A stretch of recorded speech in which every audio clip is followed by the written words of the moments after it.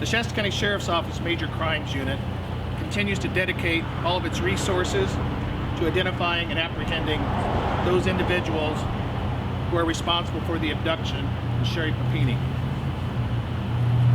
Over the last 2 days, major crime detectives have interviewed Sherri at an undisclosed location. The interviews were very intense for both the investigators and for Sherri, due to her having to relive this traumatic event. She was cooperative and courageous during the interviews. On Thursday, November 24th, Thanksgiving Day, at about 4:30 in the morning, the Shasta County Sheriff's Office received that Sherri was located. We learned that she had been released by her captors near a rural road in Yolo County and near Interstate 5. She was bound with restraints, but was able to summon help from a passing motorist traveling on I-5 near County Road 17. During the interviews with Sherri, she described the sequence of events to the best of her recollection. Remember that she was held against her will and was isolated. There's still a lot of unknowns about her assailants. However, we commend Sherri for her efforts to sit down with our detectives and provide a statement. I would like to remind the media that we will not disclose everything about the case or what Sherri provided us for the integrity of the investigation, as it is active and ongoing. Sherri described her assailants as two Hispanic female adults. She related that both of the subjects spoke in Spanish the majority of the time of her captivity. Further, the suspects concealed their faces in an attempt to hide their identities from her. She provided the following information regarding the suspects. Suspect number 1 was the younger of the two suspects.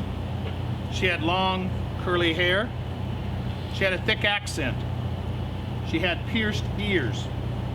She had thin eyebrows. Suspect number 2 was the older of the two suspects. She had straight black hair with some gray in color. She had thick eyebrows. Sherri did her best that she could in providing the descriptions, but was not able to provide a detailed description due to the suspects covering their faces, and at times, Sherri's head was covered. Detectives showed Sherri surveillance video, which was recovered on November 2nd, of several SUV-style vehicles that had been seen in the area at the time of her abduction. According to Sherri, none of the vehicles shown to her in the video were a match. Sherri did receive injuries over this 3-week period in which she was abducted and held captive. I will confirm that the suspects did brand her. I will not get into the details of where the brand is located on her body, nor what was branded on her, for again, the integrity of the investigation.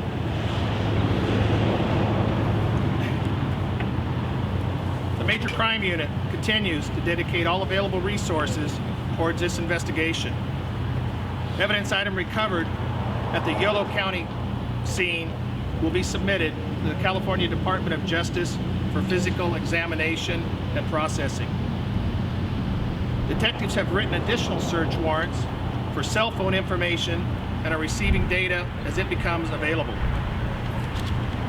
I'm very thankful for the many tips and the community support to both the Papini family and to the Shasta County Sheriff's Office.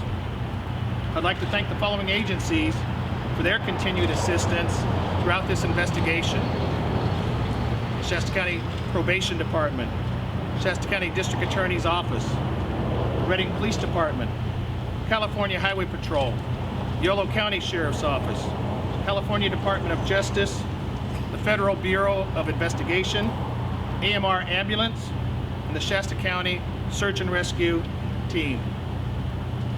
Until we identify the suspects, the public should remain cautious. As always, we continue to ask for the public's help. Our call to action is for anyone with information related to Sherri's abduction, her subsequent release, or the identity of the suspects to call their local law enforcement authority.